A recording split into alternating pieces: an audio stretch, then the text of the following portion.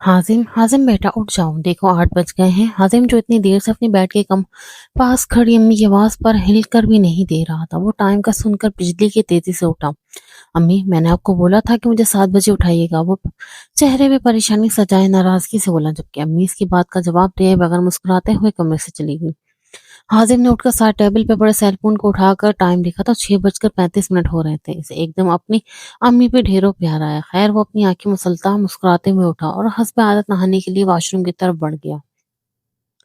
वो हाथ में एक अंदाज से अपना सेलफोन पकड़े सीढ़ियों से नीचे उतरा और नाश्ते की मेज की तरफ बढ़ा। सामने बैठी आयला को देखकर अच्छे भले मूड का सत्यानाश हो गया। दूसरी तरफ के हालात भी कुछ ऐसे थे। आयला ने इंतहाई नागवारी से एक नजर इसकी तरफ देखा और फिर से नाश्ता करने में मशगूल हो गई। हाजिम ने भी इसका रवैया से लौटाते हुए नाश्ता शुरू किया। कोई दूसरी लड़की होती तो जरूर इस डार्क ब्राउन कलर के घने बालों वाले लड़के पे फिदा हो जाती। ऊपर से इसकी रंगत में आता हल्का सा सांवलापन, हल्की हल्की दाढ़ी, खड़ी हुई नाक और बालों के हमरंग छोटी आंखें मुकाबल का चैन और करार छीन लेने के लिए काफी था। लेकिन आयला सज्जाद पर तो जैसे हाजिम शहजाद की शख्सियत का जरा बराबर भी असर ना होता।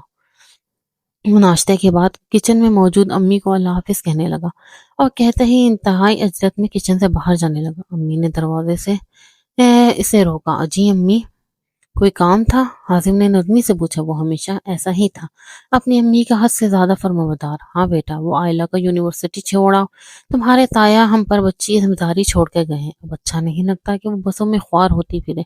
जी अम्मी, वो इंतहाई सादतमंदी से बोला, लेकिन इसका दिल बिल्कुल भी नहीं चाह रहा था कि वो इसे अपने साथ लेकर जाए। बकौल हाजिम, आयला एक बस्तर दिमाग लड़की जिसे बात करने से बेहतर है इंसान अपना सर दीवार में मारे। पर बेचारा अम्मी की हुक्म अदूली तो नहीं कर सकता था ना। वो बाहर कार पुरुष की तरफ बढ़ा तो आयला वही कार के पास खड़ी थी। हातिम की नागवारी मजीद बढ़ी, मगर इसने कुछ कहे बगैर कार अनलॉक की तो आयला मुंह बिगाड़ती फ्रंट सीट पर बैठ गई। हाजिम मजीद तलमला गया। इसे रह रह के आयला की कल वाली हरकत याद आ रही थी, जिसे सोचकर इसका गुस्सा मजीद बढ़ गया। मगर फिर अपने गुस्से को कंट्रोल करते हुए इसने ड्राइविंग सीट का इस्तेमाल किया। हाजिम कल रात जब घर आया तो खिलाफे मामूल आयला जाग रही थी और गालिबन इसका ही इंतजार कर रही थी। आयला इसकी तरफ बढ़ी। इससे पहले कि वो कुछ कहता भी वह हैरान होने ही वाला था कि आयला बोल पड़ी, खाना खाओगे? जरूर, हाजिम ने खुश दिली से कहा। वो आयला के मुंह के बगड़े जाविये देखकर मजे ले रहा था। अच्छा फिर जाओ, मुंह हाथ धो लो, फ्रेश हो जाओ, मैं खाना गर्म करती हूँ, इसने कुफ्फत वाले लहजे में जवाब दिया। जबकि हाजिम ओके कहता अपने रूम की तरफ बढ़ गया। वो जानता था कि अम्मी ने ही इसको कहा होगा, क्योंकि आज इसकी अम्मी की तबीयत सुबह से ही कुछ खराब थी। सो वो अंदाजा कर सकता था कि अब वो जल्दी सो गई होंगी। इंतहाई सुस्त रफ्तारी से वो खाना गर्म करने लगी। फिर कबर्ड से प्लेटें निकाल कर वो टेबल पर सेट कर रही थी। हाजिम का कोई भी काम करके से कोई कभी खुशी नहीं हुई, बल्कि वो तो उल्टा इसके कामों से चिढ़ जाती थी। अब वो ये भी सब करते सोच रही थी, भूखा कहीं का क्या था जो आज का खाना स्किप कर देता।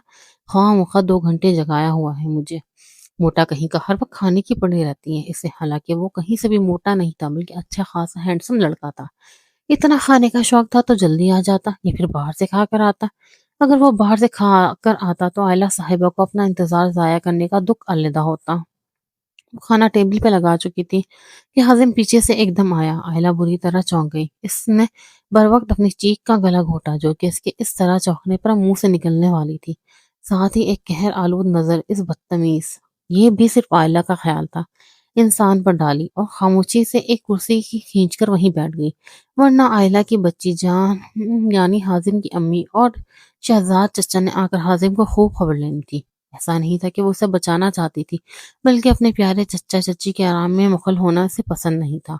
हाजिम भी इसके सामने कुर्सी खींचकर बैठ गया। आज इसका मूड काफी अच्छा था, क्योंकि आज इसके एक बहुत मशहूर शोबिस ब्रांड की शूज ब्रांड की तरफ से बहुत बड़ा ऑर्डर मिला था और आगे 4 साल तक के लिए इस ब्रांड से ऑर्डर मिलने का कॉन्ट्रैक्ट भी साइन हुआ था। इस काम के लिए वो बहुत अरसे से कोशिश और मेहनत कर रहा था और बिला आखिर आज ये हो चुका था। हाजिम के वालिद के शहर में एक मामूली सी शूज मैन्युफैक्चरिंग फैक्ट्री थी, जिससे हाजिम ने शूज डिजाइनिंग में ग्रेजुएट होने के बाद 2 साल में तरक्की दी थी اور اب ان کی اس بزنس کی ترقی دیکھنے کے لائق تھی۔ یہ سب اس کی کام سے محبت اور محنت کی وجہ سے ہوا تھا۔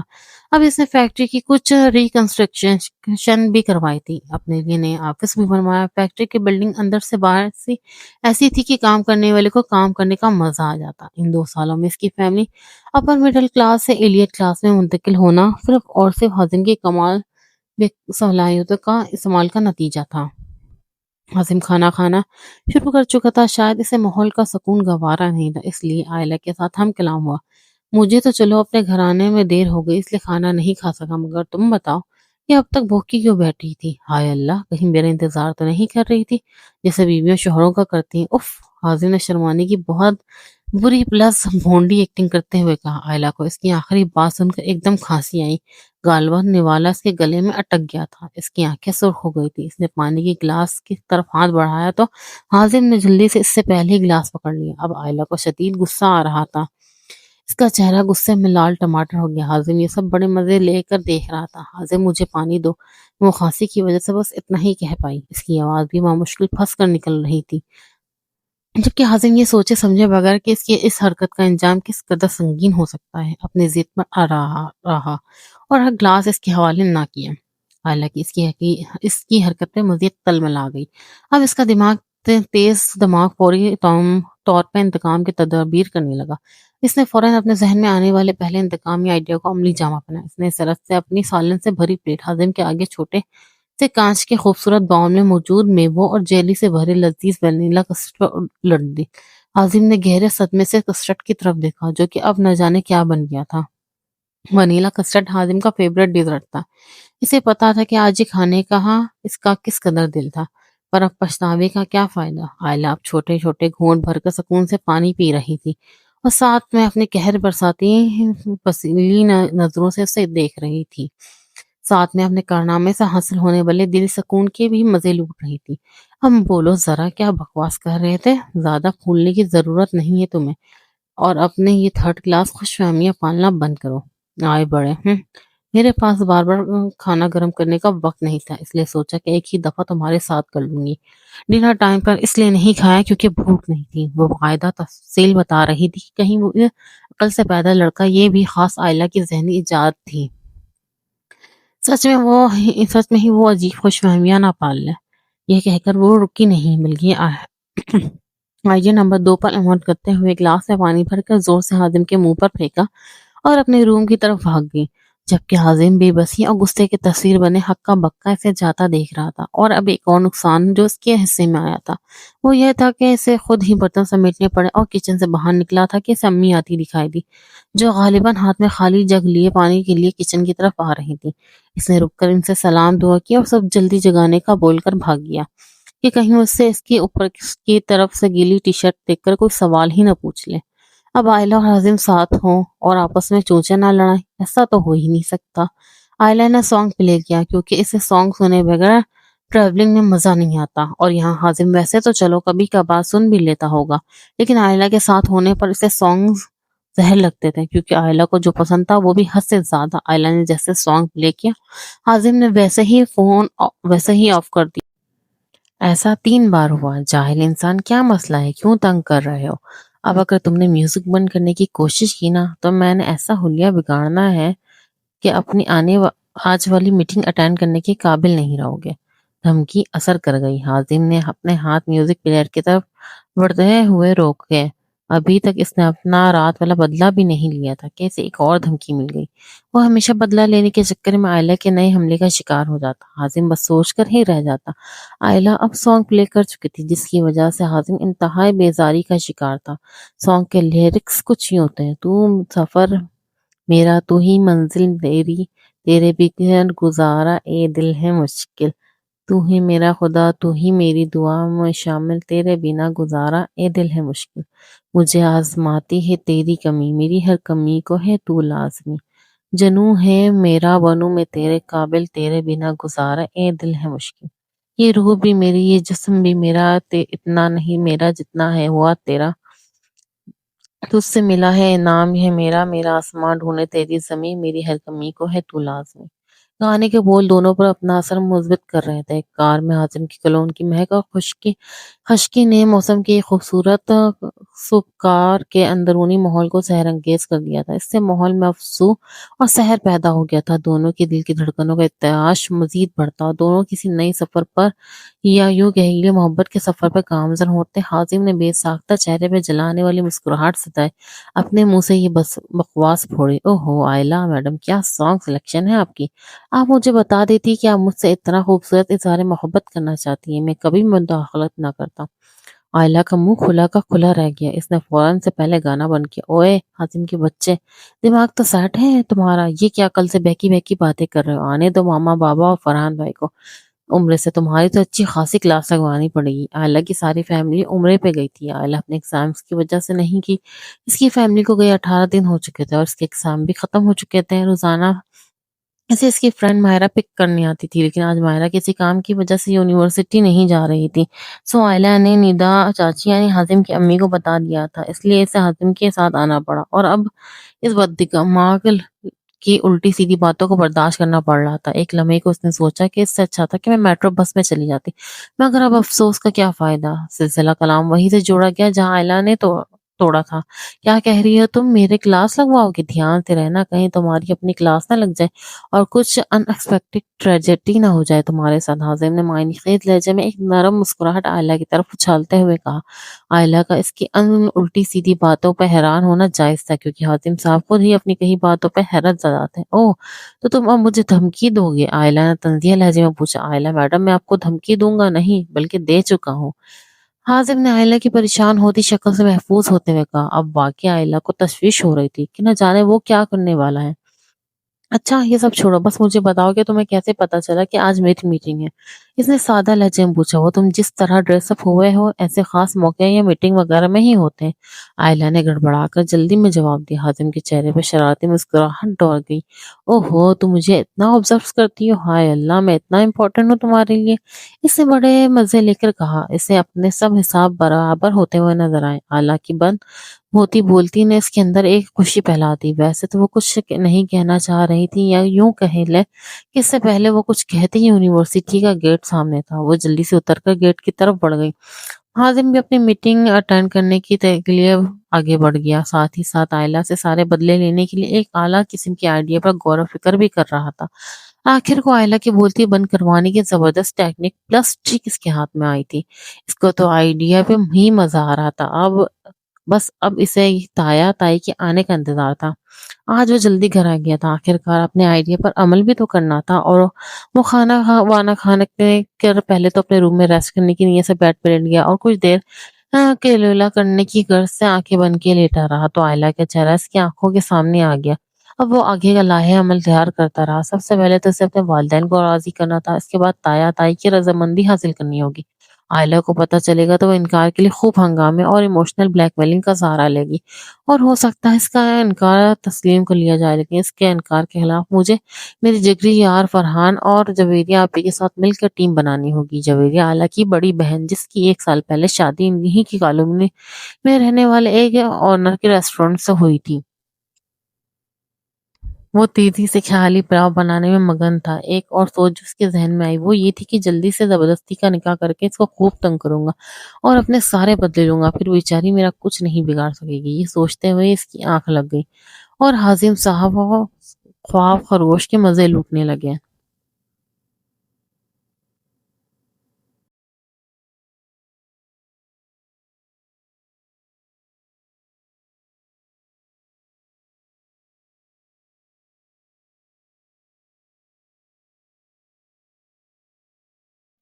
حازم اٹھا تو شام ہو گئی تھی، تقریباً عصر کی نماز کا وقت بھی ختم ہونے کا تھا، اس لیے وہ جھٹ سے اٹھا اور وضو کرنے بھاگا اور ساتھ ہی سونے سے پہلے سوچی گئی باتوں کا پھر سے سوچ کے مسکرانے لگا۔ وضو کر کے جلدی سے اپنے ہی روم میں جائے نماز بچھا کر نماز پڑھنے لگا۔ نماز پڑھ کر وہ باہر آئے اور امی کو ڈھونڈتے ڈھونڈتے برآمدے میں آ گیا۔ وہاں امی برآمدے میں بچھے دیوان پر بیٹھی عائلہ کو اپنی نگرانی میں نماز پڑھوا رہی تھی۔ حازم نے آ کر امی سے سلام دعا کی اور امی کے ساتھ بیٹھ گیا۔ وہ معاملہ سمجھ گیا تھا کہ امی کو تائی نے خاص طور پر اپنی آنکھوں کے سامنے عائلہ سے نماز نماز پڑھوانے کی تلقین کی تھی، کیونکہ نماز کے معاملے میں وہ بہت سست تھی۔ تائی امی کی تلقین و تاکید یاد کر کے اس کے چہرے پر شرارتی مسکراہٹ دوڑ گئی۔ جو سلام پھرتی آئلہ کو دیکھ کر مزید گہری ہو گئے۔ آئلہ نے اس کی طرف دیکھنے پر اسے اپنے اوپر ایسے مسکراتا پا کر کھا جانے والی نظروں سے گھورا۔ حازم امی کی طرف متوجہ ہوا اور باتیں کرنے لگا۔ آئلہ دعا مانگ کر اٹھی اور جانواز لپیٹ کر اندر کی طرف بڑھنے لگی۔ حازم کی آواز پر وہ وہیں ٹھہر گئی۔ یار ذرا میرے لیے اچھی سی چائے تو بنا دو۔ حازم نے شرارت سے اپنا حکم سنایا۔ وہ جانتا تھا کہ آئلہ کو اس کے کام کرنا کس قدر زہر لگتے ہیں۔ آئلہ وہیں پہ کھڑی ناک اوپر چڑھاتی اور منہ کے زاویے بگاڑتی کفت ذرا سی ہو کر اسے دیکھ رہی تھی۔ مریم شہزاد یعنی حازم کی امی آئلہ کی شکل دیکھ کر اس کی بیزاری سمجھ گئی تھی، تبھی اپنی جگہ سے اٹھی مسکراتے ہوئے بولی، بیٹا آئلہ کو ابھی اپنی اسائنمنٹ بنانی ہے، وہ پہلے ہی مصروف ہے، میں تمہیں چائے بنا دیتی ہوں، تم بچی کو تنگ مت کرو۔ حازم نے وہیں سے امی کا ہاتھ کھینچ کر بٹھا لیا اور کہنے لگا، نہیں امی آپ کیوں بنائیں گی بھلا، اس اناج کے دشمن سے بھی ہاتھ پیر ہلوایا کریں، اور جیسے آپ بچی کہہ رہی ہیں وہ اگلے مہینے پورے 22 کی ہو جائے گی۔ امی کو اس کی باتیں سن کر اور ان باتوں کی ریاکشن میں آئلہ کی شکل دیکھ کر ہنسی آئی۔ انہوں نے حازم کو ٹوکا بھی، مگر وہ تو اور بھی بہت کچھ بول رہا تھا جسے سننے کے لیے آئلہ رکی نہیں، بلکہ غصے میں چائے بنانی پیر پٹکتے اندر بھاگی۔ اب حازم کے پاپا بھی وہاں آ گئے، جو غالباً باہر سے چہل قدمی کر کے آئے تھے۔ حازم نے کھڑے ہو کر ان کو سلام کیا اور پھر وہیں واپس بیٹھ گیا۔ شہزاد صاحب بھی وہاں لکڑی سے بنے دیوان کے سامنے پڑی اسی ڈیزائن کے 2 کرسیوں میں سے ایک کو ذرا آگے کھسکا کر بیٹھ گئے۔ موقع اچھا تھا۔ حازم نے فوراً ہی آئلہ سے نکاح کی خواہش کا اظہار کیا، جسے سننے پہ حازم کے والدین کے چہرے پہ خوشی صاف جھلک رہی تھی، جس کا اظہار انہوں نے حازم کے ہاں میں ہاں ملا کر کیا۔ انہیں حازم کے فیصلے پر بہت خوشی ہوئی، لیکن وہ خود بھی اس کے متعلق یہی سوچ رہے تھے۔ اتنے میں آئلہ تیز قدموں سے چلتی ہوئی حازم کے لیے چائے لا رہی تھی۔ شہزاد چاچو کو دیکھ کر اس نے اپنے اسپیڈ کو بریک لگائی، ان کو ادب سے سلام کیا اور حازم کے ہاتھ میں چائے کا کپ تھمانے لگی۔ حازم سمیت اس کے امی ابو بھی آئلہ کو دیکھ کر مسکرا رہے تھے، جنہیں دیکھ کر آئلہ کچھ پزل ہوئی اور پھر ان سے ایکسکیوز کرتی اپنے روم میں اسائنمنٹ بنانے چلی آئی۔ چاچا چاچی کا یہ رویہ اسے غیر معمولی لگا تھا، لیکن اس نے اسے محض وہم قرار دے کر اگنور کیا، جبکہ مریم بیگ تو آئلہ کو اپنی بہو بنانے کے لیے خوشی میں خوب چہک چہک کر باتیں کر رہی تھی۔ وہی حازم نے جب آئلہ کی بنائی چائے کا پہلا گھونٹ لیا تو بے ساختہ ویسے کا ویسے جلدی سے اٹھ کے برآمدے کے آگے بنے لان میں موجود کیاری کے اندر تھوکا۔ اس چائے میں بہت سارا نمک، ہلکی ہلکی مرچیں اور چینی کا ٹیسٹ تھا۔ حازم کو بے حد افسوس ہوا، اس نے آخر آئلہ کو چائے کا کہا ہی کیوں۔ حازم کی امی نے بھی آئلہ کی حرکت سمجھ آنے پر حازم کی حالت دیکھ کر بھرپور قہقہ لگایا، جس پر حازم نے ان کو خودبینی سے دیکھا اور ساری چائے کیاری میں انڈیل کر ہاتھ میں خالی کپ لیے اندر چلا گیا۔ آئلہ اسائنمنٹ بنا کر فارغ ہوئی تو اسے یاد آیا کل تو ماہرہ کا برتھ ڈے ہے اور اسے اپنی سہیلی کے لیے اچھا سا تحفہ خریدنا تھا۔ اب مارکیٹ جانے کے لیے اسے حازم کی سروسز چاہیے تھی۔ اسے پورا یقین تھا کہ اس کی کچھ دیر پہلے والی حرکت پر ہنسی خوشی تو لے جانے سے رہا، بلکہ کوئی امکان ہے کہ وہ اسے لے کر ہی نہ جاتا۔ اور وہ یہ سوچتے ہوئے بیڈ سے اٹھی جہاں وہ بیٹھی اسائنمنٹ بنا رہی تھی، اور ندا چچی، ان کا پورا نام ندا مریم تھا، جو شادی کے بعد مریم شہزاد ہو گیا، اس لیے اب کوئی انہیں ندا کہتا تو کوئی مریم، کے کمرے کی طرف بڑھ گئی۔ وہ خوب جانتی تھی کہ حازم سے کام نکلوانا ہو تو اس کی امی کے پاس جانا چاہیے۔ اب وہ ندا چچی کو اپنا سارا مسئلہ بتا چکی تھی، جس پر انہوں نے ایک بھرپور مسکراہٹ آئلہ کی طرف اچھالتے ہوئے کہا، اچھا بیٹا میں جا کر دیکھتی ہوں اسے، لے جائے گا وہ تمہیں۔ انہوں نے اسے اطمینان دلایا، اٹھ کر حازم کے کمرے میں جانے لگی۔ آئلہ بھی ان کے ساتھ کمرے سے نکلی۔ تھوڑی دیر بعد وہ اپنے روم میں ڈریسنگ ٹیبل کے آگے کھڑی اپنی 19 انچ کی لمبائی والے خوبصورت بالوں کو سلیقے سے سیٹ کرتی پونی ٹیل بنا چکی تھی، اور خود پہ ایک بھرپور نظر ڈال کے بیڈ سے اپنی چادر اٹھا کر اوڑھنے لگی۔ اس نے چادر اوڑھ کر پھر سے آئینے کی طرف رخ پھیرا کہ دروازہ ناک ہوا۔ وہ دروازہ کھولنے آئی تو باہر حازم تھا۔ وہ انتہائی خوش مزاجی سے اسے جلدی ریڈی ہونے کا بول رہا تھا۔ ایک لمحہ کو اس نے گہرائی سے آئلہ کی قدرتی حسن سے بھرپور انتہائی خوبصورت چہرے کو دیکھا۔ آئلہ کو اس کی حرکت ذرا عجیب لگی۔ اسے حازم کے چہرے پہ چھائے والی بات پر غصے کی کوئی تاثرات نظر نہیں آئی جس کی وہ توقع کر رہی تھی۔ خیر وہ سچ جھٹکتے واپس روم میں جا کر ڈریسنگ ٹیبل سے اپنا کلچ اٹھا کر باہر آئی۔ حازم نے اسے دیکھ کر مسکراتے ہوئے استفسار کیا کہ چلیں، جس پر آئلہ نے صحابت میں سر ہلایا، اس کے ساتھ چل دی۔ ان کی کار کالونی سے نکل کر اب مین روڈ پہ تھی۔ کار میں چھائی خاموشی کو آئلہ نے ختم کرنے کے بعد، یہ تم آج کل مجھ پہ زیادہ مہربان نہیں ہو رہے؟ نہیں ایسی تو کوئی بات نہیں، تمہیں ایسا کیوں لگا؟ حازم نے سادگی سے پوچھا، او وہ تم نے ابھی تک مجھ سے لڑائی نہیں کی نا میرے مسالے والی چائے پر؟ آئلہ نے کافی دیر اپنے دماغ میں اٹھنے والے سوال آخر پوچھ ہی دیا۔ محترمہ اب میں تم سے اپنے سارے بدلے ایک ساتھ اور بڑے زبردست طریقے سے پورے کروں گا، اس نے شرارت سے مسکراتے ہوئے کہا۔ آئلہ نے ناسمجھی سے اس کی طرف دیکھا، پھر ایک خیال کے تحت انتہائی رازداری والے انداز میں سے مذاق میں سوال کیا، کہیں تم مجھے اپنی سچی مچی کی بیوی بنا کر بدلے لینے کا تو نہیں سوچ رہے؟ حازم کو حیرت کا شدید جھٹکا لگا، تمہیں کیسے پتا چلا؟ आजिम हक्का बक्का होकर पूछ रहा था। आयला उछल कर रह गई। मतलब तुम सच में यही सोच रहे हो? इसने डबल हैरान से पूछा। मतलब तुम तुक्के मार रही थी? अब हाजिम ने आयला की शक्ल के उड़ते रंग देखकर रिलैक्स होकर पूछा। आयला ने इसकी बात का जवाब दिए बगैर अफसोस भरे लहजे में कहा, हाजिम तुम किस कदर घटिया आदमी हो। मुझसे मासूम से मेरे ना करदा गुनाह को बदला लेने के लिए अब तुम निकाह जैसे मुकद्दस रिश्ते का इस्तेमाल करोगे? हाँ बिल्कुल, हाजिम ने डिटाई से दांत निकालते हुए कहा। तुमने ये सोच भी रखा होगा कि मैं निकाह के लिए राजी नहीं होंगी और तुम कोई स्कीम लड़ाकर मसलन आप ही भैया मामा और बाबा को उल्टी सीधी पट्टियां पढ़ाकर मुझसे जबरदस्ती निकाह करोगे और बाद में अपना चीप रोमांस झाड़ कर मुझे सताओगे, है ना? इसने पूरे यकीन से अपने अंदाजे हजीम के गोश्त गुजार किए। अब की बार रंग हजीम के चेहरे से उड़े थे। अब वो सख्त हैरानी के आलम में बस इतना ही पूछ सका, तुम्हें कैसे पता चला? मतलब तुम सच में ये सब करने वाले थे? आयला ने अफसोस भरे लहजे में सदमे से कहा। हाँ बट तुम्हें कैसे पता चला, बताओ ना। इसकी सोई अभी भी यहीं अटकी हुई थी। वो इसे हैरान होकर देख रहा था। इसे लगा कि उसकी सोचें पड़ने लगी है। तुम किस कदर घटिया इंसान हो। अभी तक तो मैं सिर्फ अंदाजा ही लगा रही थी। हाजिम की इसकी बात सुनकर रिलैक्स हुआ। मोहतरमा के अंदाजे थे ये। हाजिम अब बिल्कुल नॉर्मल था। वैसे तुम्हें शर्म नहीं आ रही अपने इस कदर घटिया इरादों पर? आयला ने तजस्सुस से हाजिम के चेहरे पर शर्मिंदगी का आसार ढूंढते हुए पूछा। शर्म? भला किस बात की? निकाह करना कौन सी गलत बात है? हाजिम ने आयला का ठंडा नॉर्मल और गुस्से से पाक लहजा पाकर लिटाई का मुजाहरा करते हुए जवाब दिया बगैर उल्टा सवाल दागे। बेशक निकाह करना कोई गलत बात नहीं, पर तुम्हारा यूं घटिया इरादे बनाना और निकाह जैसे रिश्ते को इस्तेमाल करते हुए इनकी तकमील करना बेहद गलत बात है। आयला ने इंतहाई सीरियस होकर लेक्चर झाड़ा, जिस आज़म की अकल पर जरा बराबर भी असर ना हुआ। वो एक बात मैं तुम्हें बता दूं कि ये तुम्हारी खुशफहमी है कि मैं या मेरे वालिदैन किसी भी सूरत तुम्हारे झांसे में आएंगे या मेरा तुमसे जबरदस्ती निकाह करेंगे। आयला अब बिल्कुल संजीदा थी। हाजिम के पास अब कहने को कुछ नहीं था। वो लोग मार्केट पहुंच गए थे। आयला ने गिफ्ट शॉप से मायरा के लिए अच्छा खासा तोहफा खरीदा और मार्केट से अपने लिए भी कुछ चीजें खरीदी। हाजिम शॉपिंग के दौरान चुपचाप खामोशी से इसके साथ चलता रहा। वो लोग घर पहुंचे तो हाजिम अपना खराब मूड लिए सीधा अपने कैफे की तरफ बढ़ गया, जबकि आयला अपनी शॉपिंग दिखाने नीदा चच्ची के पास चली गई। वहां रूम में शहजाद चच्चा भी थे। आयला ने हंसी खुशी अपनी सारी शॉपिंग दिखाई और चच्चा चच्ची से दाद भी वसूल की। साथ ही इसने अपनी और हाजिम की सारी गुफ्तगू मनो अन चच्चा चच्ची के गोशो गुजार कर दी। मजीद कुछ बातें करके दोनों को अल्लाह हाफिज कहते इनके रूम से निकल गई। अब आयला ने भी तो हाजिम को सबक सिखाना था। वहां हाजिम अपने कमरे में लिए थे, अफसोस से मरा जा रहा था कि आखिर इसने आयला के मुतल्लिक ऐसा सोचा ही क्यों, और अगर सोच ही लिया तो एतराफ किया की क्या जरूरत है? आखिर वो मुकर भी तो सकता था। फिर इसने सोचा चलो कोई नहीं, आयला का पीछा छोड़ देता हूँ, मुझे शादी ही तो करनी है, किसी और से कर लूंगा। भला मुझे लड़कियों की कोई कमी है? वैसे भी आयला जैसी चुपती और चंडाल लड़की के साथ मेरी जिंदगी कैसे गुजारता। अच्छा ही हुआ जो इसे पता चल गया। वो ये सब सोचते सोचते लेकर किसी कोने से आती आवाजों ने इसे हैरान कर दिया। ये इसे महसूस हुआ जैसे किसी ने इसका दिल निकाल के इसके सामने खड़ा कर दिया हो और चीख चीख कर बता रहा हो कि हाँ खूब कही तुमने मियाँ, किसी और से शादी करोगे। अपने आप से पूछो क्या तुम इसके बगैर सुकून से रह सकते हो? जब तक दिन में से 4 दफा ना देख लो तुम्हारा तो दिन नहीं गुजरता। जब तक कि इससे लड़ाई न कर लो या इसकी किसी शरारत का निशाना न बनते तो तुम्हें चैन नहीं मिलता। 24 घंटे इसकी किसी हरकत का बदला लेने की स्कीम सोचने के बहाने से सोचते रहते हो। खुद से पूछो वो तुम्हारे लिए कितनी अहमियत रखती है। पसीने के नन्हे कतरे इसके माथे पे नमूदार होने लगे। वो खुद तो अपने आप पर हैरान था। आगही का लम्हा आया और गुजर गया। इस पर इसके दिल में छुपी आयला के लिए बेपनाह मोहब्बत का राज आश्कार हुआ। वो अब तड़प कर रह गया था। अनजाने में वो आयला के लिए बहुत कुछ बुरा सोच चुका था और इसे आयला को अल जल मनाता। वो इन लोगों में से नहीं था कि जो अपनी गलती का एहसास होने पर भी माफी के लिए आगे ना बढ़े। अब इनका इसने पक्का इरादा कर लिया था कि वो आयला को सुबह ही जाकर मनाएगा। इससे अपने किए की माफी मांगकर बिल्कुल साफ नियत से और मोहब्बत से निकाह के लिए मनाऊंगा। अगर वो फिर भी नहीं मानी तो एक मनफी सोच ने इसका दिल दहला दी, क्योंकि अब किसी भी किस्म की जबरदस्ती का तो सवाल ही नहीं पैदा होता और आयला की खुशी के खिलाफ जाना भी अब इसके बस में नहीं था। मैं खुद पर अभी तक हैरान था कि कैसे चंद लम्हों में इसके दिल की दुनिया, इसके ख्यालात, सोच, तरजीहात सब कुछ बदल गया।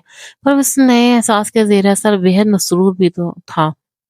खुद पे हैरत और ताज्जुब के बावजूद भी एक धीमी मुस्कुराहट इसके होठों पर जम गई। दिल था कि अलग ही अंदाज में धड़कनों को दौड़ा रहा था।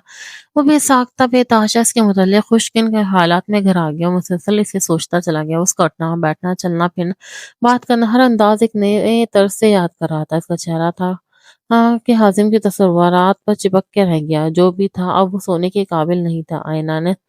आयला ने बुरी तरह इसके हवासों पर कब्जा कर लिया था। वहां आयला मैडम ने कमरे में दाखिल होते ही अपनी आपी को फोन लगाया और हाजिम के कल ठिकाने लगाने का प्लान बताया। जो कुछ تو دیر پہلے اپنے چچا چچی کے ساتھ مل کر بنایا تھا، اور ساتھ ہی اس کے متعلق فرحان بھائی کو بھی کال کر کے ساری بات بتائی، اور ساتھ میں ان سے پلان پر عمل درآمد کرنے کے لیے مما پاپا کو کنوینس کرنے کی ریکویسٹ بھی کی، جس سے اس کے بھائی نے بخوشی ہی مان لیا۔ اس کے بعد باری تھی پلان کے سب سے اہم حصے کو انجام دینے والے ممبر کو اعتماد میں لانے کی۔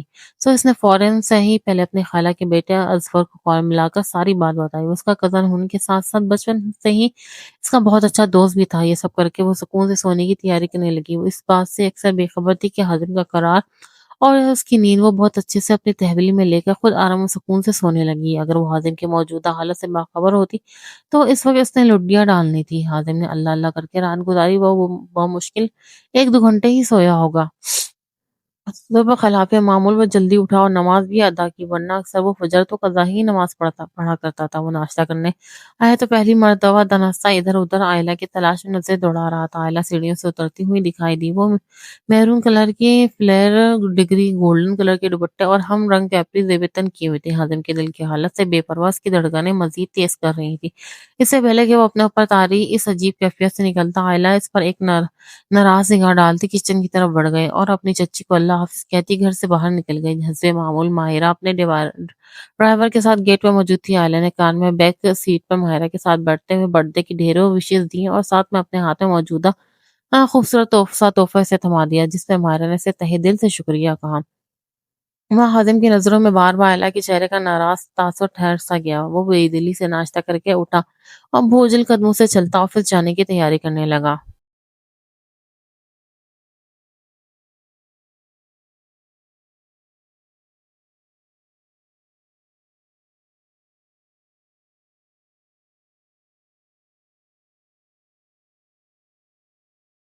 وہ جب گھر آیا تو آئلہ گھر پر نہیں تھی۔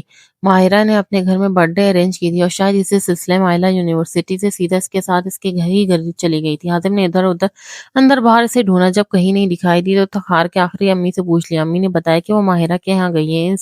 اسے ان کی لہجے میں ناراضگی محسوس ہوئی تو پوچھا، امی کیا آپ ناراض ہیں مجھ سے؟ ہاں بیٹا ایسا ہی سمجھ لو، انہوں نے بغیر لگی لپٹی کہا۔ سیدھا سیدھا جواب دیا، لیکن کیوں؟ اس نے کر پوچھا۔ کیونکہ وہ بچپن سے ہی اپنی امی کے لیے بہت حساس ہے، ان کی ناراضگی برداشت کرنا تو اس کے بس میں ہی نہیں تھا۔ مجھے عائلہ نے کل تمہاری نکاح کی خواہش کے پیچھے چھپی تمہاری نیک نیتوں کے متعلق بتایا ہے، یقین کرو بے حد افسوس ہوا مجھے سب سن کر۔ میں نے کبھی نہیں سوچا تھا کہ تمہاری سوچ اس حد تک گر سکتی ہے۔ حازم کی امی نے جی بھر کے اسے شرمندہ کیا۔ وہ حقیقتاً بہت شرمندہ لگ رہا تھا۔ وہ اپنی امی کی بات سن کر ایک لمحے کے بھی دیر کیے بغیر بولا، امی پلیز مجھے معاف کر دے، وہ تو میں نے غلطی سے وہ سب کہہ دیا تھا۔ یقین کریں میں بہت شرمندہ ہوں اپنی سرکت پہ، اور میں عائلہ سے معافی بھی مانگنا چاہتا ہوں، پر پلیز آپ مجھ سے ایسے ناراض مت ہو۔ اس نے بہت عاجزی سے کہا، بیٹا یقیناً تمہاری معافی کے اصل حقدار تو عائلہ ہے۔ بہت بری طرح دکھایا ہے تم نے اس بچی کا دل۔ ندا نے اسے مزید شرمندہ کیا۔ جی امی میں کہہ رہا ہوں نا کہ اس سے معافی مانگوں گا۔ اچھا چلے اب میں چلتا ہوں، مجھے کچھ کام ہے۔ یہ کہہ کر وہ سیدھا اپنے روم کی طرف بڑھا۔ عائلہ کے واپس آنے کے بعد حازم نے اس سے بات کرنے کی کوشش کی تو اس نے فوراً اس کی کوئی بھی بات سننے سے انکار کر دیا۔ اب حازم زبردستی تو کچھ کہہ نہیں سکتا تھا، سو چپ چاپ اپنے روم کی طرف چل دیا۔ حازم 2 دن تک یوں ہی اس کے آگے پیچھے پھرتا رہا، پر عائلہ نے بھی اسے گھاس نہ ڈالنے کی قسم کھا رکھی تھی۔ پھر حازم کو کسی ضروری میٹنگ اور چند ایک دوسرے ضروری کاموں کے سلسلے میں کچھ دن کے لیے آؤٹ آف سٹی جانا پڑا۔ وہ اسے بہت کچھ سوچتا رہا، وہ مستور اس کے خیالات کا لازمی حصہ بنی رہی۔ جب حازم واپس گھر آیا تو اس کی تایا اپنی فیملی سمیت عمرہ گئے کے گھر واپس آ چکے تھے، اس لیے گھر میں کافی رونق لگی تھی۔ وہ سب لوگوں سے مل کر اپنے روم میں آیا۔ دوپہر کا وقت تھا، اس نے کھانا بھی اپنے روم میں ہی منگوا کر کھایا۔ وہ تھکن اتارنے کے گر سے بیڈ پر لیٹ گیا۔ عائلہ بستور اس کی تصورات کا حصہ بنی ہوئی تھی۔ گھر آنے پر بھی اسے عائلہ نظر نہیں آئی، شاید وہ اپنے روم میں تھی۔ اس کے متعلق سوچتے سوچتے وہ پھر سو گیا۔ عجیب معاملہ تھا کہ کبھی وہ اس کے ذہن سے ایسے کھیلتی کہ منٹوں میں ہی اسے نیند کی وادیوں میں دھکیل دیتی، اور کبھی حازم کے چاہنے کے باوجود اس کی آنکھوں سے نیند کھینچ لیتی۔ وہ شام کو اٹھا تو فریش ہو کر باہر آیا۔ عائلہ کے علاوہ سب لان میں بیٹھے شام کی چائے سے لطف اندوز ہو رہے تھے۔ اس نے بھی سب کو جوائن کیا۔ باتوں کے دوران ہی اندر سے عائلہ آتی دکھائی دی۔ عائلہ سب کو السلام علیکم کہتی فرحان کے پاس آئی اور اپنے آنے کا مقصد بیان کیا۔ بھائی میں نے اظفر سے بات کر لی ہے، ان کو میرا اپنی پسند سے برائڈل ڈریس لینے پہ کوئی اعتراض نہیں ہے، اس لیے مجھے ہے آپ مجھے اپنی شاپنگ پر لے کر چلیں۔ جہاں فرحان آئلہ کی بات مانتے ہوئے اسے جلدی سے شاپنگ پہ لے جانے کے لیے تیار ہونے کو کہہ رہا تھا، وہیں حازم کا حیرت کے مارے آنکھیں جھپکانا بھی مشکل ہو رہا تھا۔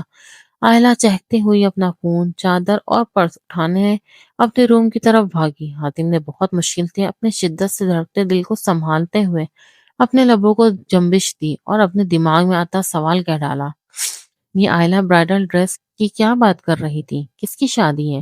ارے بیٹا تمہیں نہیں پتا آئلہ اور اصفر کا نکاح ہے اگلے ہفتے؟ لو یہاں سب کی تیاریاں عروج پر ہے، تمہیں علم ہی نہیں؟ پھر تو تم نے اس کی بات پکی ہونے کی مٹھائی بھی نہیں کھائی ہوگی۔ صبر کرو، یہیں بیٹھے رہو، میں ابھی تمہارے لیے تمہاری فیوریٹ گلاب جامن لاتی ہوں۔ حازم کی نائلہ تائی نے حازم کے سوال سے بڑھ کر اس کے سارے جوابات ایک ہی سانس میں دیے تھے۔ حازم وہیں بیٹھے بیٹھے خود کو ختم ہوتا محسوس کر رہا تھا۔ اس کی پہلی محبت اس کے اظہار کرنے سے پہلے ہی کسی اور کی ہونے جا رہی تھی۔ اسے اپنا دم گھٹتا محسوس ہوا۔ وہ ایک لمحے کی دیر کیے بغیر اندر کی طرف بھاگا۔ آئلہ اپنے روم سے نکل رہی تھی۔ حازم نے اس کا راستہ روکا۔ آئلہ تم اس نکاح کے لیے انکار کر دو۔ اس نے بغیر تمہید کے اپنا مدعا بیان کیا۔ میرے دماغ پر چوٹ لگی ہے یا چہرے پہ پاگل لکھا نظر آ رہا جو میں فضول میں اتنا اچھا پرپوزل ریجیکٹ کر دوں؟ آئلہ نے سلک کر حسین کے مفت مشورے کو بھی مول کرتے ہوئے اپنا جواب دیا۔ آئلہ میری بات سنو، دیکھو میں نے کہا تھا نا میں تم سے شادی کرنا چاہتا ہوں، تو تم اظفر کے لیے راضی کیوں ہوئی؟ حازم نے اس کی منت کی۔ ہوں شادی؟ تم مجھ سے شادی کرنا چاہتے تھے یا اپنے بدلے پورے کرنے کے لیے ڈھونگ رچانے کی کوشش میں تھے؟ آئلہ نے تن سے بھرپور لہجے میں اس کو جتایا۔ آئلہ میں اپنے ان لفظوں کے لیے تم سے معافی مانگتا ہوں، یقین کرو وہ صرف ایک مذاق تھا۔ میں سچ میں تمہیں دل سے اپنانا چاہتا ہوں، پلیز کیا تم مجھے میری غلطی کے لیے معاف نہیں کر سکتی؟ حاتم نے لجاجت بھرے لہجے میں آئلہ سے معافی مانگتی تقریباً بھیک ہی مانگی تھی۔ آئلہ کو لگا کہ اگر وہ مزید اسے سنتے رہی تو وہ رو دے گی اور فوراً اسے پہلے ہی اس کی ہر بات پر ایمان لی آئے گی۔ حازم کی آنکھوں میں اس کے انداز میں موجود سچائی کو وہ محسوس کر سکتی تھی۔ اس کے دل کی حالت بھی عجیب ہو رہی تھی، مگر اس نے خود کو سنبھالا اور اسے اپنے راستے سے ہٹا کر بغیر کوئی جواب دیے بغیر وہاں سے نکل گئی۔ حازم بے بسی سے اسے جاتا دیکھتا رہا۔ وہاں آئلہ کا شاپنگ کے دوران ہی دل نہیں لگ رہا تھا، اس لیے اچھے سے اچھا ڈریس بھی اسے پسند نہیں آ رہا تھا۔ وہ حازم کو ایسے پریشان کر کے خوش نہیں تھی۔ جہاں حازم اس کے لیے دیوانہ ہوا چاہ رہا تھا، وہیں وہ بھی اس پر دل ہارے بیٹھی تھی۔ بس اپنی شادی کو یادگار پلس مزیدار بنانے کے چکر میں اس نے حازم کی حالت خراب کی ہوئی تھی۔ اس کے بدلے والی بات سن کر اسے واقعی برا لگا تھا، لیکن اس کے لیے وہ بات کوئی اہمیت بھی نہیں رکھتی تھی۔ بعد میں اس سے حازم کی معصومیت بھری جنہیں وہ حازم کے سامنے گھٹیا کہہ رہی تھی، سوچوں پر پیار بھی آیا جو اس نے کسی پر ظاہر نہیں ہونے دیا۔ اسے یہ بات جان کر نہایت خوشی بھی ہوئی تھی کہ حازم سچ میں اس کی حرکتوں سے بہت تنگ تھا۔ بیچارے نے اس سے بچنے کا کتنا معصومانہ سولوشن نکالا تھا۔ وہ ویسے بھی اسے جان بوجھ کر تنگ کرتی تھی اور اسے ناپسند کرنے کا ڈرامہ کرتی تھی، ورنہ حازم تو ہمیشہ سے اس کے دل کے سب سے اونچی وسند پر برجمان تھا۔ وہ واقعی اپنی حرکتوں کے ذریعے اس کے سوچوں کا واحد مرکز بننا چاہتی تھی تاکہ وہ کبھی کسی دوسری کی لڑکی کے متعلق سوچ نہیں نہ سکے، اور اس میں وہ 100% کامیاب ہی رہی تھی۔ وہ چاہتی تو بہت پہلے اپنی محبت کا اظہار حازم سے کر سکتی تھی اور اپنی طرف مائل بھی کر سکتی تھی، کیونکہ یہ سب اس خود جیسے خوبصورت اور کانفیڈنٹ لڑکی کے لیے مشکل نہ تھا، مگر پھر بھی اسے اپنی قسمت اور اپنی محبت پر بھروسہ تھا کہ حازم ایک نہ ایک دن خود سے اسے محبت کرنے لگے گا، اور اس کا یہ کامل یقین ہی تھا جس نے پلوں میں حازم کے جذبات کو ایک نیا رنگ دیا۔ اسے ایک آؤٹ لیٹ سے دوسری آؤٹ لیٹ، ایک بوتیک سے دوسری بوتیک پھرتے 2 گھنٹے ہو چکے تھے، پر اسے کوئی بھی ڈریس پسند ہی نہیں آ رہا تھا۔ فرحان بھی اچھا خاصا تپ چکا تھا اور ساتھ ہی میں آئلہ پہ غصہ بھی کر رہا تھا۔ ایک تو اس کو خود کچھ پسند نہیں آ رہا، اوپر سے نائلہ ندا فرحان کی رائے کو وہ اہمیت نہیں دے رہی تھی۔ فرحان آئلہ کو ڈریسز الٹ پلٹ کر دیکھنے میں مصروف پا کر شاپ سے باہر نکل گیا۔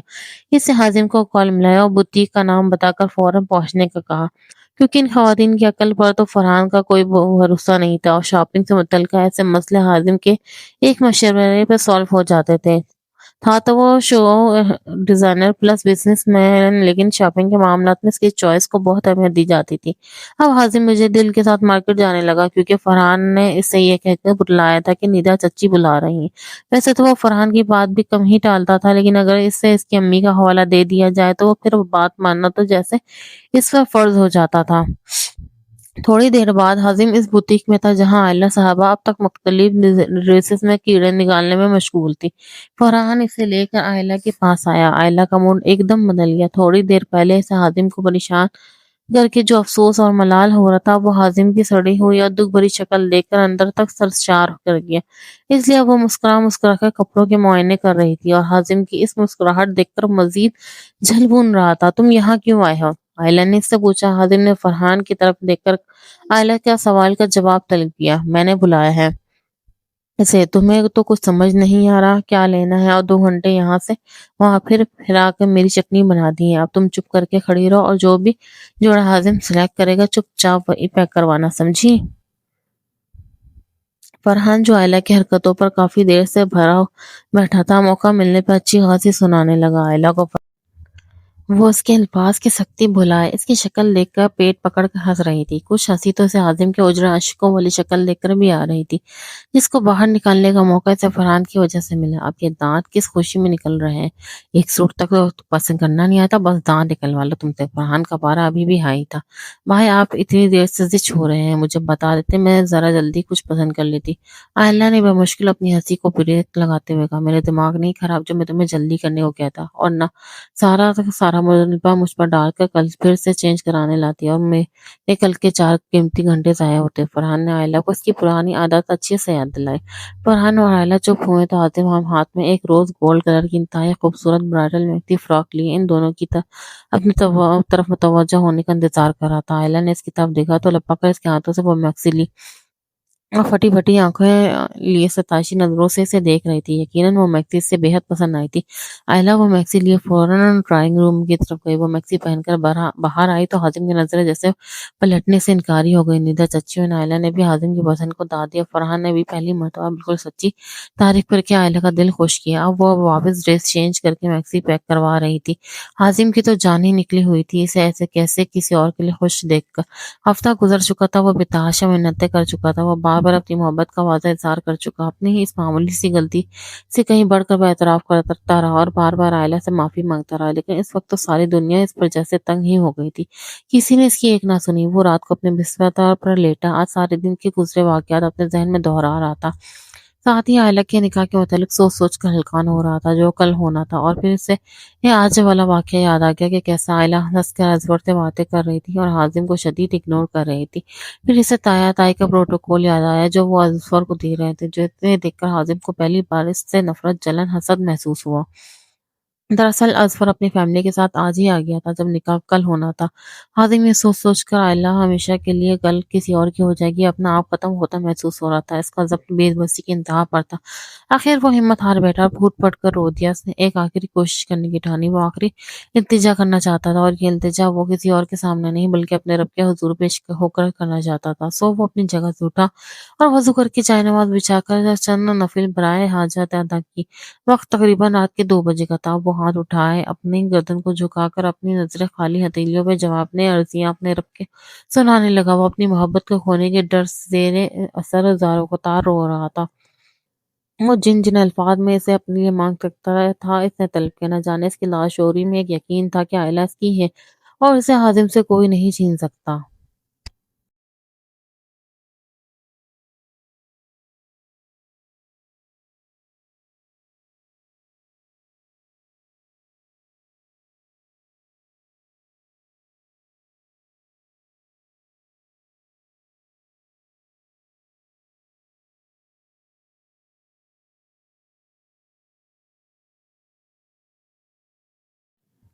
وہ صبح اٹھا تو سارے گھر میں کافی گہما گہمی تھی، سب یہاں سے وہاں بھاگ رہے تھے۔ اصل میں وہ صبح نہیں بلکہ 10:15 بجے اٹھا تھا۔ گھر میں مزید مہمان بھی تھے۔ فرحان اصغر ناشتے کی ٹیبل پر بیٹھے بریڈ اینڈ جیم کے ساتھ انصاف کر رہے تھے۔ حازم نے بھی انہیں جوائن کیا۔ بڑی خدمتیں ہو رہی ہیں بہنوئی کی۔ حازم نے خود کو لاکھ روکنے کے باوجود بھی طنز کرنے لگا۔ ارے کہاں بھائی، ابھی تک موقع ہی نہیں ملا بہنوئی کی خدمتیں کرنے کا۔ فرحان نے اصغر کو آنکھ مارتے ہوئے کہا اور ساتھ میں دونوں نے فلک شگاف کہکے لگائے جو حازم کو ایک آنکھ نہیں بھا رہے تھے۔ حازم نے اپنے غصے اور دکھ کو کنٹرول کرتے ہوئے ناشتے کی طرف اپنی توجہ مبذول کی۔ وہ پلیٹ کی لاسٹ بائٹ لے رہا تھا کہ آئلہ وہاں سامنے آ کے کھڑی ہوئی، ہاتھ میں بڑا سا بیگ تھا جس میں غالباً اس کی برائڈل میکسی، ہیلز اور جویلری وغیرہ تھے۔ اس نے ٹیبل پر بیٹھے تمام نفوس کو سلام کیا اور اصفر کی طرف توجہ ہوئی۔ میں ریڈی ہوں، چلو مجھے بیوٹی پارلر چھوڑا کراؤ، تم نے بولا تھا کہ تم لے کر جاؤ گی، آئلہ نے ایک ادا سے کہا۔ حازم کی شکل بگڑے زاویے دیکھنے والے تھے، فرحان کی تو یہ دیکھ کر ہنسی چھوٹنے والی تھی کہ اس نے خود کو کنٹرول کیا۔ یہ کیا بات ہوئی؟ دولہا خود ہی چھوڑنے جائے گا؟ دولہے نے خود تیار نہیں ہونا کیا؟ حازم پھر سے جلی بھنی پھپھی بنا ہوا تھا۔ مسٹر حازم، دلہن کی مرضی، وہ جس کے ساتھ بھی جائے۔ آپ کون ہوتے ہیں مفت میں مشورہ دینے والے؟ اور بھلا دلہے کی تیاری کیا ہوتی ہے؟ ہاتھ منہ دھو کر بس کپڑے ہی تو چینج کرنے ہوتے ہیں، آئلہ نے تڑک کر جواب دیا، جس پر حازم نے اسے کھا جانے والی نظروں سے دیکھا۔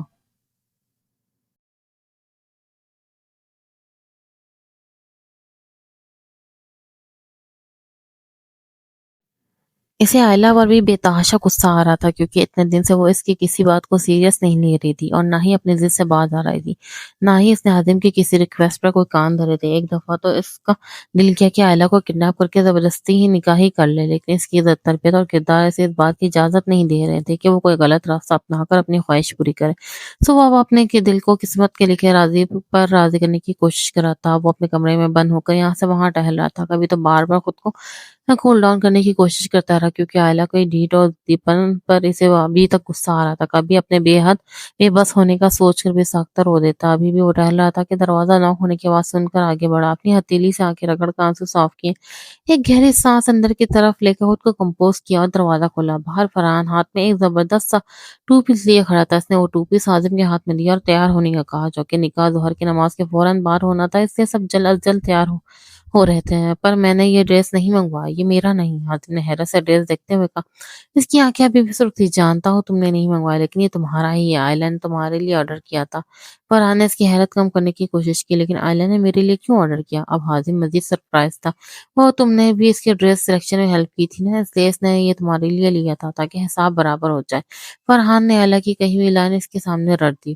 بٹ پھر بھی تم یہ سوٹ لے جاؤ، میں کچھ اور پہن لوں گا۔ اب حازم باقاعدہ ضد کرنے لگا تھا۔ اوہ بھائی، کیوں اپنی خوشیوں کا دشمن بنا ہوا ہے؟ پہن لے یہ سوٹ، پھر آئلہ کو پارلر سے تو نے پک بھی کرنا ہے اور وہاں سے سیدھا ہال بھی ڈراپ کرنا ہے۔ دیکھ بھائی، تیرے دل کی حالت میں سمجھ سکتا ہوں، ایک آخری موقع ہے میری بہن کو امپریس کرنے کا، کیا پتا وہ اپنا فیصلہ بدل دے۔ فرحان نے ایک آنکھ دباتے ہوئے حازم کو شرارت سے مسکراتے ہوئے کہا، جبکہ حازم کو لگا کہ وہ اس کی بے بسی کا مذاق اڑا رہا ہے، اس لیے وہ غصے سے اپنی آنکھیں بڑی کرتا کھا جانے والی نظروں سے فرحان کو گھور رہا تھا۔ او بھائی، تھوڑا قہر کچھ دیر بعد کے لیے بجا کے رکھ لے، اور ہاں، میں مہمانوں اور باقی فیملی کو ہال میں ڈراپ کرتا ہوں، اور اصفر ذرا اپنی تیاری میں بزی ہے، آئلہ کی کال آئی ہے کہ وہ ریڈی ہو چکی ہے، اس لیے تم اسے پک کر لینا اور جلدی سے ہال پہنچنا، اس لیے آپ جلدی سے ریڈی ہو جاؤ۔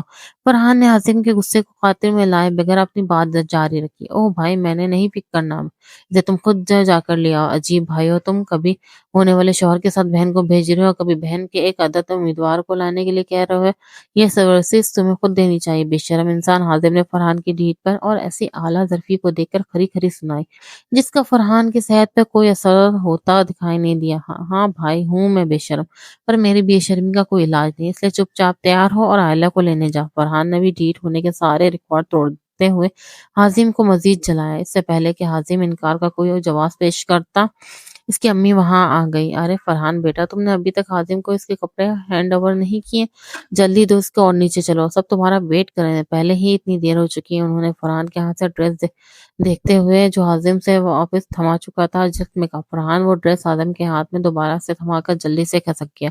بیٹا تم بھی ذرا جلدی کر ریڈی ہو، آئلہ کو بھی پک کرنا ہے تم نے، وہ کب سے انتظار کر رہی ہے، اسے جلدی سے لے کر ہال پہنچو۔ ندا اسے آرڈر دیتی ہوئی وہاں سے چلی گئی۔ حازم تنتناتا ہوا واش روم میں گزرا اور شاور لے کر ڈریس چینج کیا۔ وہ حالانکہ بالکل دل سے تیار نہیں ہوتا، مگر پھر بھی اس کی فائنل لک ایسی تھی کہ دیکھنے والوں کے جذبات مشتعل کر دیتی۔ بلا شبہ وہ بے حد تحاشا حسین لگ رہا تھا۔ وہ کار کی کیز اٹھائے روم سے باہر نکل گیا۔ وہ پارلر پہنچا تھا، وہاں تیار ہوئی آئلہ قیامت ڈھا رہی تھی اور وہ وہاں ایک صوفے پہ بیٹھی تھی۔ حازم اس کے قریب گیا، وہ اپنی ناراض نظروں سے اس کا بھرپور جائزہ لے رہا تھا۔ دل تھا کہ پھر سے بے لگام دوڑنے لگا۔ اس پل دونوں کی حالت ایسی تھی आयला अपनी जगह से खड़ी हो चुकी थी। वो दोनों एक दूसरे की नजरों में साख्ता अपनी अपनी मोहब्बत की कहानी सुनाते गए। एक शहर था कि जिसने दोनों को मजबूती से जकड़ लिया था। यह शहर तब टूटा जब आयला ने पजल होकर अपनी नजरें नीचे झुकाई। हाजिम की हार्ट बीट फिर से इसकी इस अदा पे बेतरतीब हुई। इससे पहले कि वो अपना कंट्रोल खोकर कोई गुस्ताखी करता, इसने अपनी नजरें आयला से हटाकर इसे चलने का बोला। आयला साबत में सर हिला के इसके साथ चल दी। इसका हाथ पकड़ कर चलने लगी। आयला के नरम हाथों कलामों से इसे अजीब सा एहसास दिल बख्श रहा था। वो बेवक्त इसके अंदाज से अपनायत और अजनबियत महसूस कर रहा था। हाजिम ने जवाब तलब नजरों से आयला को और यकजहातों को देखा। वो मैं हाई हील्स पे कंफर्टेबल नहीं रहती ना, इसलिए बैलेंस नहीं हो पा रहा सही से, इसलिए अपना हाथ का सहारा लेने दो मुझे। आयला ने इसकी नजरों का मफहूम पकड़ और जवाब दिया। हाजिम इसकी बात समझते हुए मजबूती से अपना हाथ थामे आगे बढ़ गया। वो दोनों कार में बैठ चुके थे। आयला आज भी फ्रंट सीट पर इसके साथ बैठी थी। हाजिम अभी भी शिकवा करना आंखों से इसके दिल पर वार कर रहा था। तुमने अच्छा नहीं किया मेरे साथ। क्या किया था जो तुम मुझे माफ कर दी थी? वो अपनी तरफ से एक भरपूर शिकायत करता गाड़ी स्टार्ट कर चुका था। आई थिंक तुमने ऐसा कुछ नहीं किया जिसके लिए तुम्हें माफी की जरूरत हो, और मैंने भी तुम्हारे साथ कुछ बुरा नहीं किया जिसके लिए तुम मुझसे शिकायत करते फिर रहे हो। आयला ने चेहरे पे मासूमियत भरे अनजान होने के तासुरात पैदा करते हुए पुरसोच अंदाज में कहा, ओह रियली, ये तुमने तंज करने और मुकरने का कोई नया तरीका ढूंढा है? हाजिम बोला, मैं तंज नहीं कर रही हूँ, आई मीन वो बात जिसके लिए तुमने एक हफ्ते से माफिया मांग मांग कर मेरे कान पकाए हुए हैं, इसमें माफी मांगने की कोई ये तो कहीं नहीं बनती। अब इतने इतने से मजाक तो कजन में होते रहते हैं, इसलिए मैंने तुम्हें माफ नहीं किया, क्योंकि इसके बाद के लिए मेरे लिहाज से तो माफी मांगना बनता ही नहीं था। ही आयला ने अपने दांत निकालते हुए अपनी एक बिल्कुल ही नई लॉजिक हाजिम के सामने पेश की। हाजिम के कान तक गुस्से से सुर्ख हो गए थे। ये बात तुम मुझे अब बता रही हो? तुम्हें शर्म आती नहीं आती? एक हफ्ते से इस बात पर तुमसे मुझसे तगनी का नाच नचवा रही हो। ओ मिस्टर, मैंने तुम्हें दावत नहीं दी थी कि तुम मेरे तल्ले करो। अब चुपचाप कार ड्राइव करो और मेरा मूड खराब मत करो। खबरदार मैंने निकल के हवाले से कोई बात की तो ये मेरा पर्सनल मैटर है, मेरी मर्जी मैं किसी से भी करूं। आयला ने हाजिम को चुप कराने की अपनी सी कोशिश की। ये भी खूब कही तुमने, तुम्हारा पर्सनल मैटर है, और यहाँ जो मेरे दिन रात मेरे लिए अजाब बने हुए हैं, इनका क्या? आयला, अल्लाह ना करे कि वो तुम्हें वो अजियत मिले जिससे मैं गुजरा हूँ, वो भी तुम्हारे लिए। हाजिम ने इंतहाई कर्ब से कहा। आयला हाजिम के चेहरे पर दर्द देखकर महफूज हुई। अपने बेहद खुश नसीब होने का यकीन किया और साथ ही इस बात पर दिल ही दिल में अल्लाह का ढेरों शुक्र अदा किया कि इसने कैसा प्यार करने वाला शख्स इसके नसीब में लिखा है। आमीन।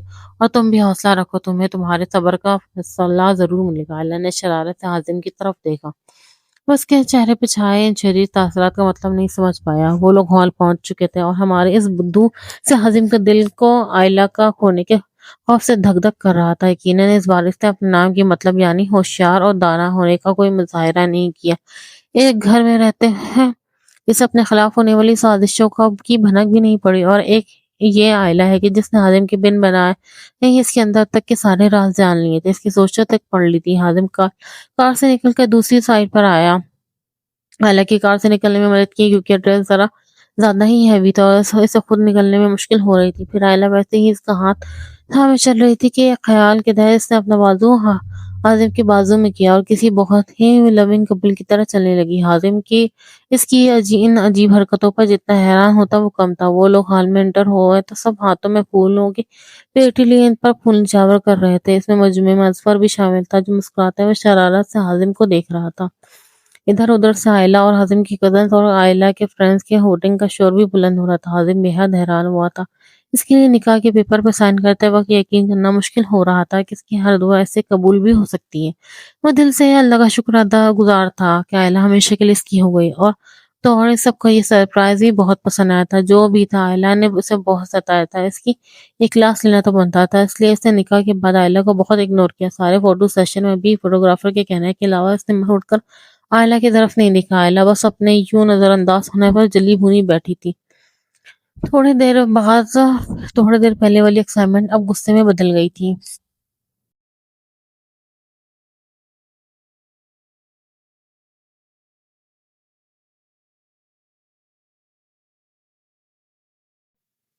सारे मेहमान भी जा चुके थे। घर वापस आने के बाद भी हाजिम ने इसे कोई लिफ्ट नहीं कराई, बल्कि इसे वहीं हाल में छोड़कर खुद अकेला ही घर वापस आया।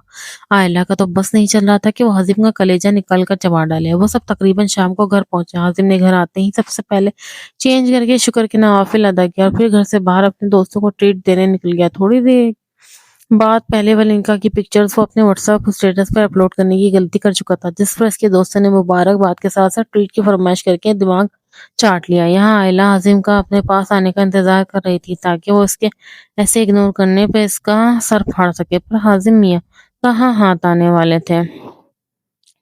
حازم تو 11 بجے گھر واپس آیا۔ وہ امی کو کہہ کر گیا تھا کہ اس کا رات کے کھانے پر ویٹ نہ کیا جائے، کیونکہ وہ دوستوں کے ساتھ باہر سے ہی ڈنر کر کے آئے گا، اس لیے امی سمیت سب سو رہے تھے۔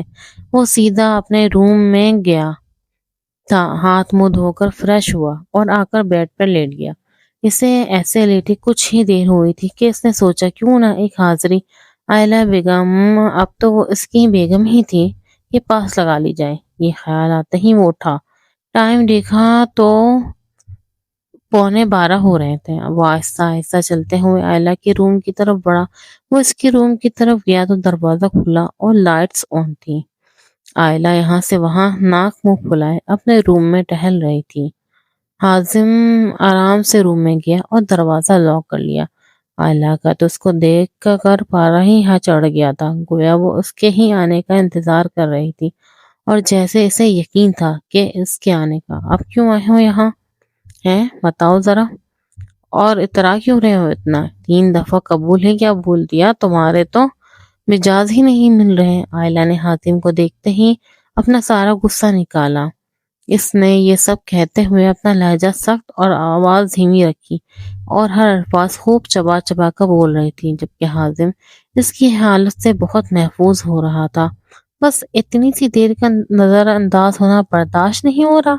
اور میں نے جو پورا ہفتہ تم سمیت پوری ساری فیملی کا یہ رویہ برداشت کیا، وہ تو کسی کھاتے میں ہی نہیں ہے نا؟ حازم نے بھی اس کی طرح نسبتاً ٹھنڈے لہجے میں اسے جواب دیا۔ تو کیا ہوا جو تم نے تھوڑا برداشت کر لیا؟ لوگ تو پتہ نہیں کیا کیا برداشت کر کے شکوہ تک نہیں کرتے، اور ایک تم ہو کب سے 1 ہفتے کے رونے روئے جا رہے ہو۔ تمہیں تو شکر کرنا چاہیے کہ جو تم چاہتے تھے وہ ہو گیا۔ اور بائی دا وے، تم اس وقت میرے روم میں کیوں آئے ہو؟ آئلہ نے اپنی اصل ٹون میں واپس آتے ہوئے آرام سے بات کہہ رہی تھی۔ پہلی بات تو یہ کہ میں رونا نہیں رو رہا، بلکہ تمہارے سوالوں کا جواب دے رہا تھا، اور دوسری یہ کہ میں شکر ادا کر چکا ہوں اور آئندہ بھی کرتا رہوں گا، اور تیسرا یہ کہ میرا دل چاہ رہا تھا کہ میں اپنی بیگم سے ذرا اچھی سے صلح کروں، کچھ اپنی زوجہ محترمہ کی سنوں اور کچھ اپنی سناؤں۔ یہ تیسری بات اس نے آئلہ کے قریب ہوتے ہوئے خاص رومانٹک انداز میں کہی۔ آئلہ پیچھے ہوتی گئی، وہ قریب آتا گیا، پھر پیچھے دیوار آ گئی اور آئلہ دیوار سے جا لگی۔ حازم نے دونوں بازو دیوار پر اس کے دائیں بائیں رکھ کر فرار کا راستہ بند کیا۔ یہ جو رومانس کا کیڑا تمہارے اندر سر اٹھا رہا ہے نا، اس کو فوراً مار دو ورنہ تمہارے ساتھ اچھا نہیں ہوگا، آئلہ نے کہا۔ آئلہ نے اپنی لڑکھڑاتی آواز میں کمزور سی دھمکی دی۔ اس کا سارا کانفیڈنس بھاپ بن کر اڑ گیا تھا۔ اس کا گھبرایا چہرہ حازم کو بہت مزے دے رہا تھا۔ نہیں آؤں گا ڈارلنگ، یہ کیڑا تو تاحیات مجھ میں زندہ رہے گا۔ حازم نے اپنا چہرہ اس کے چہرے کے قریب لاتے ہوئے کہا۔ یہ ڈارلنگ کیا ہوتا ہے؟ آئلہ دھیمے سے غصے میں بولی۔ اسے اپنا یہ نیا نام بالکل پسند نہیں آیا تھا۔ تم ہو آج سے میری آلو ڈارلنگ، اور زیادہ ریسسٹ کیا نا تو ایسے 10 اور نام رکھ دوں گا۔ وہ اچھی طرح سے اسے ستا رہا تھا۔ اچھا ٹھیک ہے، نہیں کرتے ریزسٹ، لیکن تم مجھ سے ذرا دور ہو کر مجھ سے بات کرو نا۔ آئلہ نے ہار مانتے ہوئے کہا۔ واہ، تم تو بہت اچھی بچی بن گئی ہو، ساری باتیں ماننے لگی ہو۔ چلو شاباش، اب جلدی سے میرے گال پر ایک کس کر کے پراپر صلح کرو، ورنہ میرے رومانس والے کیڑے نے اچھے سے جاگ جانا ہے۔ پھر جو کچھ ہوگا اس کی ذمہ دار تم ہوگی۔ حازم نے اچھی طرح سے آئلہ کو ڈرایا دھمکایا، اپنا گال اس کے ہونٹوں کے سامنے کیا۔ آئلہ نے بھی فوراً اپنے نرم ہونٹ اس کے گال پہ رکھے، کہیں وہ جو کہہ رہا ہے سچ مچ میں کر کے ہی نہ دے، اور اپنی جان چھڑانے کی کوشش کی۔ حازم بھی اسے مزید تنگ کرنے کا ارادہ تک کر کے پیچھے ہوا۔ اس نے اس کی شرمائی ہوئی آئلہ کو مسکرا کر تھینکس بولا اور جیب سے ایک انگوٹھی نکال کر اسے پہنائی، ایک محبت اور احترام سے۔ بھرپور بوسہ اس کے ماتھے پر دیا اور گڈ نائٹ کہہ کر جانے لگا۔ لسن، آئلہ کی آواز پر وہ دوبارہ مڑا۔ تمہارا بھی بہت بہت شکریہ اور سوری بھی، میں نے بہت تنگ کیا ہے نا اب تک۔ آئلہ نے نظریں جھکا کر انتہائی نرمی سے کہا، تھینکس تک تو ٹھیک تھا پر سوری کی ضرورت نہیں۔ ہاضم نے مسکرا کر آئلہ کو حق کرتے ہوئے کہا اور پھر سے گڈ نائٹ کہتا باہر نکل آیا۔ اب دونوں کی تحیات حسین کے منتظر تھی۔ اللہ سب کو ایسی ہنستی مسکراتی زندگی عطا کرے۔